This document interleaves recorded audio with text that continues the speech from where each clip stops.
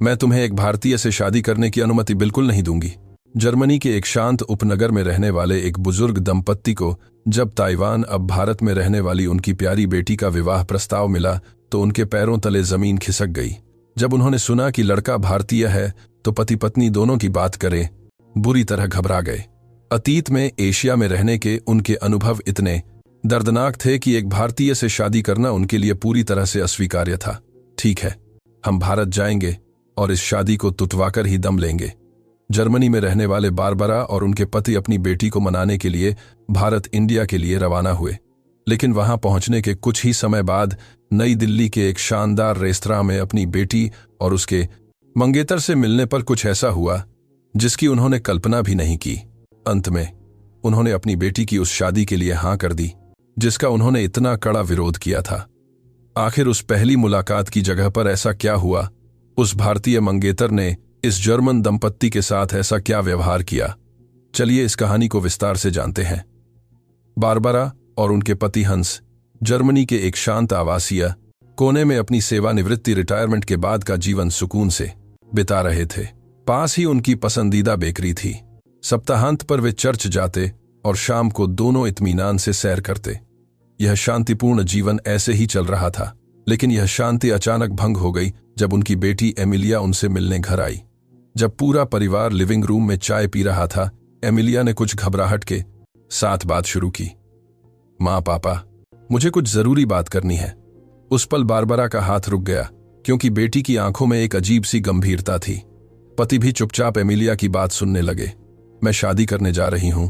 वह एक भारतीय है और शादी के बाद मैं भारत में ही रहने की योजना बना रही हूं। अगले ही पल बारबरा का चेहरा पत्थर सा हो गया। उन्हें लगा जैसे एक पल के लिए उनका दिल धड़कना भूल गया हो। पति भी अवाक रह गए, बस अपनी पलकें झपकाते रहे। भारतीय से शादी और वह भी भारत में बसना, तुम मजाक तो नहीं कर रही हो? भले ही बारबरा का मन चीख चीख कर यह कह रहा था, लेकिन उन्होंने जबरदस्ती चेहरे पर मुस्कान लाते हुए सिर्फ इतना कहा, क्या बधाई हो। लेकिन उनके भीतर भावनाओं का एक ज्वार उठ रहा था। भारत शब्द उनके लिए सिर्फ एक देश नहीं था, बल्कि एशिया में बिताए गए उन पुराने दर्दनाक दिनों की यादों का एक पुलिंदा था। 10 साल पहले हंस के काम के सिलसिले में वे कुछ समय के लिए एक अन्य प्रोसेसामसान 10 ट्रेंड एशियाई देश, मूल कहानी के संदर्भ में दक्षिण कोरिया या कोई अन्य विकासशील एशियाई देश में रहे थे। सांस्कृतिक अंतर, जीवन की असुविधाएं, स्वच्छता की कमी और भीड़ भाड़ का शोर, ये सब वो चीजें थीं जिन्हें बारबरा दोबारा कभी अनुभव नहीं करना चाहती थीं। उस समय एमिलिया किशोरी थी और अपनी अनुकूलन क्षमता के कारण वह वहां टिक गई। लेकिन बारबरा के लिए वहां का जीवन किसी नरक से कम नहीं था। उन्होंने कई रातें रोते हुए बिताई थीं। वे कड़वी यादें फिर से ताजा हो गईं, जिससे बारबरा के मुंह से एक गहरी आह निकल गई। पति भी खामोश थे, उनकी नजरें झुकी हुई थीं। शायद उनके दिमाग में भी वही पुरानी यादें ताजी हो रही थीं। एमिलिया, क्या तुम सच में भारत में रहने की सोच रही हो? बारबरा ने कांपती आवाज में पूछा, चेहरे पर संयम बनाए रखने की कोशिश करते हुए। हाँ माँ, मैं उसके साथ रहना चाहती हूँ। उसका परिवार भी बहुत अच्छा है और मेरा स्वागत कर रहा है। मुझे वहां नौकरी भी मिल गई। एमिलिया की दृढ़ता भरी नजरों के सामने बारबरा के पास बहस करने के लिए शब्द नहीं थे, लेकिन उनके मन में एक ही सवाल घूम रहा था, फिर से एशिया, जब हम पहले ही इतना भुगत चुके हैं तो क्या यह सही होगा? बेटी अपना भविष्य तय कर चुकी थी। बारबरा समझ नहीं पा रही थी कि उसे कैसे रोके। पति ने भी अब तक कुछ नहीं कहा था, बस गहरी सांस लेकर छत की ओर देख रहे थे। चुप्पी तोड़ते हुए एमिलिया फिर बोली, प्लीज कम से कम एक बार उससे मिल तो लो। अगर मिलने के बाद भी आप लोग विरोध करेंगे तो मैं फिर से सोचूंगी। इस बात ने बारबरा के दिल को थोड़ा झकझोरा। एक अनजान व्यक्ति को बिना मिले खारिज करने का कोई ठोस कारण उनके पास नहीं था। ठीक है, बारबरा ने कहा, लेकिन याद रखना, हमने एशिया में बहुत दुख उठाए हैं। हमारा मन शायद इतनी आसानी से न बदले। एमिलिया ने चुपचाप सिर हिलाया। उसके चेहरे पर अब चिंता से ज्यादा उम्मीद थी। यह 10 साल पहले की बात थी। बारबरा का परिवार पति के ट्रांसफर के कारण एशिया गया था। वहां की अव्यवस्था ने उन्हें तोड़ दिया था। हवाई अड्डे से होटल जाते समय सड़कों पर कचरे के ढेर, प्लास्टिक और गंदगी देखकर बारबरा को गहरा धक्का लगा था। कोई इसे साफ क्यों नहीं करता, उन्होंने पूछा था, लेकिन कोई जवाब नहीं मिला। रहने के दौरान भी मुश्किलें कम नहीं हुई। टूटी फूटी सड़कें, ऊबड़ खाबड़ फुटपाथ, हर जगह गड्ढे चलना भी एक बाधा दौड़ जैसा लगता था। बारबरा कई बार गिरते गिरते बची थीं और उनके पति के घुटने में चोट भी आ गई थी। सबसे बुरा अनुभव सार्वजनिक शौचालयों का था, गंदे, गीले और बदबूदार। बारबरा हर बार अपने साथ कीटाणुनाशक वाइप्स ले जाती थीं। इसके अलावा लोगों का व्यवहार, धक्का मुक्की, जोर जोर से चिल्लाना, कतार न बनाना। बारबरा ने इसे सांस्कृतिक अंतर मानकर स्वीकारने की कोशिश की, लेकिन धीरे धीरे उनकी हिम्मत जवाब दी गई। एक दिन जब बारबरा सीढ़ियों पर गिर गईं, तो कोई भी उनकी मदद को नहीं रुका। उस दिन उनके अंदर कुछ टूट गया था। जब वे वापस जर्मनी लौटे तो उन्होंने राहत की सांस ली थी। आखिरकार हम घर आ गए, यह कहते हुए उस रात दोनों एक दूसरे से गले मिले थे। यही कारण था कि जब एमिलिया ने दोबारा एशिया भारत जाने की बात की तो वे कांप उठे। उनके लिए एशिया का मतलब ही सावधानी और मुसीबत था। भारत भी वैसा ही होगा, यह डर उनके मन में घर कर गया था। फिर भी बेटी की खातिर उन्होंने एक शर्त पर जाने का फैसला किया। वे उस लड़के से मिलेंगे। उन्हें नहीं पता था कि यह फैसला उनकी सोच को हमेशा के लिए बदलने वाला था। भारी मन से बारबरा और हंस ने उड़ान भरी, लेकिन जैसे ही उन्होंने नई दिल्ली के इंदिरा गांधी अंतर्राष्ट्रीय हवाई अड्डे इजिया पर कदम रखा, बारबरा को एक अजीब सी शांति महसूस हुई। यह उनकी उम्मीदों से बिल्कुल अलग था। हवाई अड्डे का फर्श चमचमाता हुआ था। दीवारों पर लगी विशाल मुद्राएं भारतीय संस्कृति की भव्यता बयां कर रही थीं। कहीं कोई कचरा नहीं, रोशनी सौम्य थी और वातावरण में एक सुखद शांति थी। लोग बिना शोर मचाए अनुशासित ढंग से चल रहे थे। क्या भारत का हवाई अड्डा इतना शांत हो सकता है? बारबरा ने पति की ओर देखा। वह भी चकित होकर चारों ओर देख रहे थे। सबसे पहले उन्हें जिस चीज ने चौंकाया वह थी शौचालय की स्वच्छता। हवाई अड्डे का वॉशरूम किसी 5 सितारा होटल जैसा था, साफ सुथरा, आधुनिक और सुगंधित। बारबरा के मुंह से अनायास ही निकल गया, यह तो अविश्वसनीय है। यह उनके पुराने एशियाई अनुभवों से कोसों दूर था। हवाई अड्डे से शहर जाने के लिए उन्होंने दिल्ली मेट्रो एयरपोर्ट एक्सप्रेस ली। यहां भी उन्हें सुखद आश्चर्य हुआ। लोग कतार में खड़े थे, कोई धक्का मुक्की नहीं। मेट्रो के अंदर पिन ड्रॉप साइलेंस, पूर्ण शांति थी।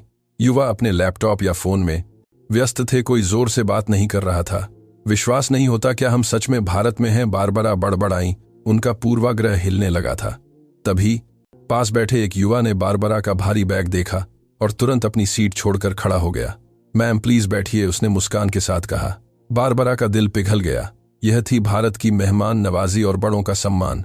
उन्होंने इसे गहराई से बारी परिशानता सी महसूस किया।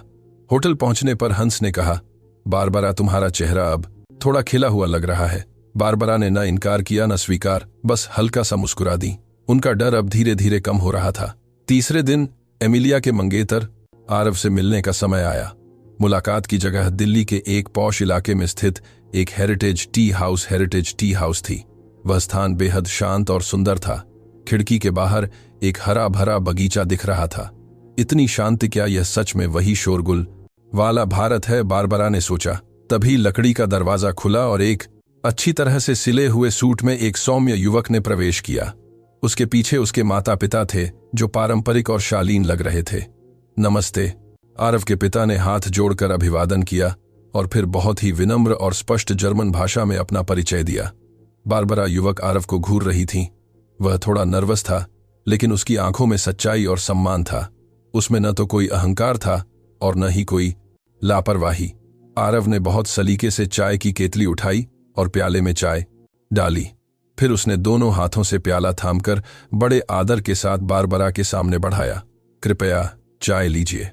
उस एक पल में माहौल बदल गया। उसके हाथ नहीं कांपे, बल्कि उनमें एक संस्कार और आत्मविश्वास था। उसकी वह विनम्रता, वह चाय पेश करने का तरीका, उसमें शब्दों से परे एक संवाद था। बारबरा ने अनजाने में ही हाथ बढ़ाकर प्याला ले लिया।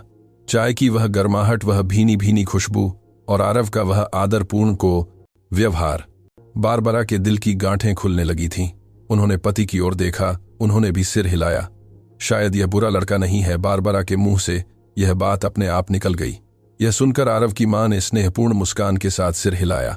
पूरे समय आरव ने अपने संदा है काम एमिलिया के साथ अपनी मुलाकात और जीवन के बारे में बातें की। वह न तो अपनी शेखी बघार रहा था और न ही किसी को नीचा दिखा रहा था। उसकी ईमानदारी ने बारबरा का दिल जीत लिया। अगले दिन एमिलिया और आरव ने उनके लिए दिल्ली के दर्शनीय स्थलों की यात्रा की योजना बनाई। यह यात्रा बारबरा की सोच को पूरी तरह बदलने वाली थी। मेट्रो और सड़कों पर उन्होंने जो अनुशासन देखा उसने उन्हें हैरान कर दिया। कहीं कोई गंदगी नहीं, हर जगह हरियाली, फुटपाथ चलने लायक और समतल थे, जो उनके पुराने दर्दनाक अनुभवों के ठीक विपरीत थे। वाह, यह शहर पैदल चलने वालों के लिए कितना अनुकूल है, हंस ने एक जगह रुककर कहा। पुराने दिनों में हंस के घुटने के दर्द ने उन्हें कितना परेशान किया था, यह याद करके बारबरा भावुक हो गईं। आज यहाँ की सुविधाएं देखकर उनका मन कृतज्ञता से भर गया। बाजार में एक छोटी सी दुकान पर दुकानदार ने बिना कुछ कहे सिर्फ अपनी आंखों और मुस्कान से उनका स्वागत किया। वहां कोई जबरदस्ती सामान बेचने की कोशिश नहीं कराए रहा था। भारत में इसे अपनापन कहते हैं, एमिलिया ने समझाया। बारबरा ने महसूस किया कि यह सिर्फ संस्कृति नहीं बल्कि जीने का एक तरीका है। भाषा अलग थी लेकिन दिल जुड़ रहे थे। यात्रा के अंत में एमिलिया ने उन्हें हिमालय की तलहटी में स्थित एक वेलनेस रिसॉर्ट आयुर्वेद केंद्र ले जाने का सुझाव दिया। जैसे ही वे उस रिसॉर्ट में पहुंचे, चंदन की भीनी भीनी खुशबू और पूर्ण शांति ने उनका स्वागत किया। लॉबी में कोई शोर नहीं था। स्वागत करने वाली महिला ने हाथ जोड़कर नमस्ते किया और बेहद शालीनता से उन्हें कक्ष तक ले गई। कमरे में पहुंचते ही एक कर्मचारी उनके लिए गर्म तौलिया और हर्बल पेय लेकर आया। आप थक गए होंगे, कृपया इसे लें, उसने अत्यंत विनम्रता से कहा। जैसे ही बारबरा ने उस गर्म तौलिए से अपना चेहरा पोंछा, उनकी सारी थकान और वर्षों का तनाव पिघल गया। उन्हें एहसास हुआ कि वे कितने समय से अपनी भावनाओं को दबाए हुए थीं। एक मां की चिंता, एक अनजाने देश का डर, उस गर्म स्पर्श और उस असीमित सत्कार ने उनके सब्र का बांध तोड़ दिया। उनकी आंखों से आंसू छलक पड़े। मुझे नहीं पता था कि दुनिया में ऐसी जगह भी है, बारबरा ने रुंधे गले से कहा। रात के खाने के समय जब उन्हें पौष्टिक और सात्विक भारतीय भोजन परोसा गया तो वेटर ने एक बात कही, अतिथि देवो भव, मेहमान भगवान होता है। यह वाक्य बारबरा के दिल में उतर गया। यह सिर्फ सेवा नहीं थी, यह आराधना थी। यात्रा की आखिरी शाम उन्होंने आरव के परिवार के साथ विदाई भोज किया, एक शानदार भारतीय रेस्तरां में, जहां पारंपरिक संगीत धीमा बज रहा था।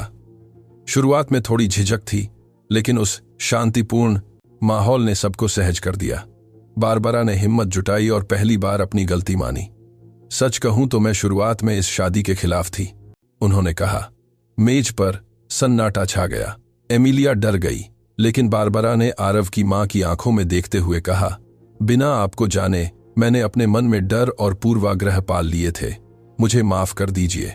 कुछ पल की खामोशी के बाद आरव की मां ने मुस्कुराते हुए सिर हिलाया और कहा, हमने आपको असुरक्षित महसूस कराया, इसके लिए हमें खेद है। आप हमारे परिवार का हिस्सा हैं। उस माफी में और उस स्वीकृति में इतना प्रेम था कि बारबरा का हृदय भर आया। उन्होंने कोई बहस नहीं की, बस उन्हें अपना लिया। हंस ने धीरे से कहा, अगर हमारी बेटी ऐसे परिवार के साथ है तो हमें कोई चिंता नहीं। उस रात उस मेज पर सिर्फ खाना नहीं था, वहां समझ और सम्मान का भोज था। जर्मनी वापस लौटने पर जब बारबरा अपने परिचित शहर में पहुंची तो उन्हें एक अजीब सा खालीपन महसूस हुआ। स्टेशन की दीवारों पर भद्दी ग्रेफिटी, सड़कों पर बिखरा कचरा और लोगों का एक दूसरे से कटा हुआ व्यवहार। जो जगह उन्हें पहले घर लगती थी, अब वह उन्हें ठंडी और बेरुखी से भरी लग रही थी। सुपरमार्केट में कैशियर का रूखा चेहरा और लोगों की झुंझलाहट, सब कुछ अब उन्हें चुभने लगा था। घर पहुंचकर उन्हें एमिलिया का संदेश मिला, मैं शादी भारत में ही करना चाहती हूं। इस बार बारबरा के मन में कोई संदेह नहीं था। उन्होंने तुरंत जवाब लिखा, बिल्कुल, यह बहुत अच्छा विचार है। अब वह पुरानी यादें, वह डर सब गायब हो चुके थे। उसकी जगह ले ली थी ऋषिकेश के उस रिसॉर्ट की शांति ने, आरव के सम्मानपूर्ण झुकने ने और भारत के उस अपनापन ने। बारबरा समझ गई थीं कि उन्होंने अपने अतीत के कड़वे अनुभवों की वजह से एक खूबसूरत संस्कृति के खिलाफ दीवार खड़ी कर ली थी। भारत ने उस दीवार को अपने प्यार और सम्मान से गिरा दिया था। हंस के साथ फोटो एल्बम देखते हुए बारबरा ने मन ही मन कहा, एमिलिया ने भारत को चुनकर बिल्कुल सही किया। जो महिला कभी कहती थी कि मैं भारतीय से शादी की अनुमति नहीं दूंगी, आज वह गर्व से कह रही थी कि भारत ने उसे इंसानियत का असली मतलब सिखाया है। एक ऐसा देश जो खामोशी से, अपनी सेवाओं से और अपनी संस्कृति से आपके दिल को छू लेता है। भारत वह जगह है जिसने बारबरा के पूर्वाग्रह को हमेशा के लिए प्रेम में बदल दिया।